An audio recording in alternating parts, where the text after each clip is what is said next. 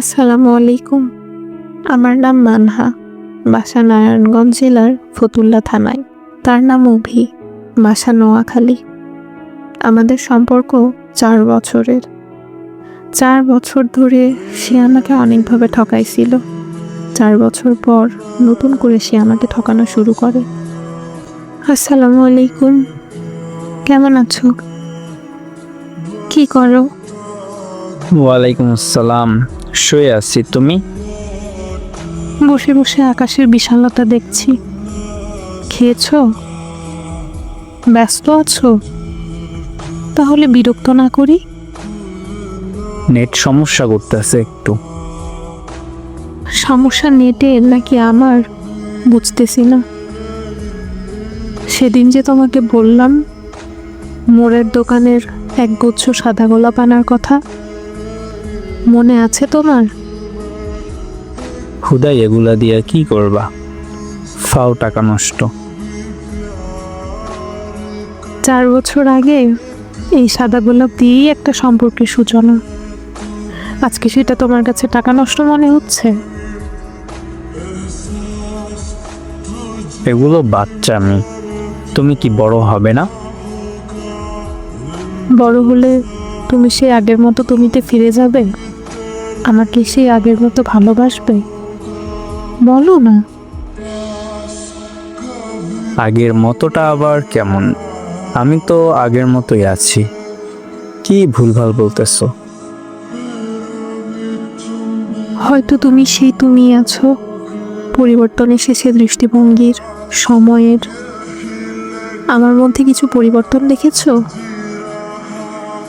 এখন কি আমার মাথাটা খারাপ করার জন্য নক দিছো নাকি? কালকে লেকের পাশে কনকচাপা ফুল বাগানে আসার কথা ছিল। মেসেজ করেছিলাম, কল দিয়ে বলছিলাম, এমনকি তুমি আসতেও চাইছিলে, কিন্তু আসলে না। কেন জানতে পারি? মাথা ব্যথা করছিল, তাই আসি নাই। অভি, আমাদের সম্পর্ক কতদিনের? বাচ্চাদের মতো কি প্রশ্ন করতেছো? বলো না। জানি না, 1 বা 1.5 বছর হবে। 4 বছর 6 মাস 12 দিন। এতদিনের সম্পর্কে ঠিক কতবার তুমি আমাকে ফেলে গেছো? আর কতবার তোমার হাতে পায়ে ধরে আমি ফিরিয়ে এনেছি বলতে পারো? একবার মনে হয়। বলতে পারবে না, আমি জানতাম। শেষবার তোমার আমার প্যাচআপ হয়েছিল কিভাবে? তুমি আমাকে বলেছিলে আর কখনো আমাকে ছেড়ে যাবে না, কখনো আমাকে মিথ্যা বলবে না। মেসেজের গতি বুঝিয়ে দেয় একটা মানুষ তোমার কাছে ঠিক কতটা গুরুত্বপূর্ণ। তোর মতো আমি এত আজাইরা না যে এই সব মাথায় রাখবো। আর কি শুরু করছিস আজ এগুলো? কথা জমিয়ে রেখে লাভ কি? যখন কথা শোনানোর মানুষ থাকবে না, তখন মন ভারী হয়ে আসবে যে। অভি, শোনো।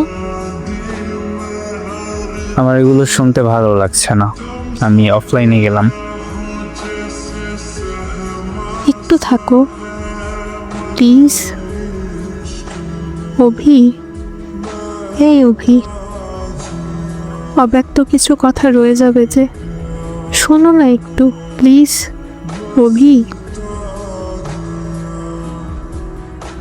এভাবেই সে আমাকে ইগনোর করতো। অনেকদিন ধরে মেসেজের ঠিকমতো রিপ্লাই দিত না, কল দিলে ধরতো না, পরে নানা রকম বাহানা দিত।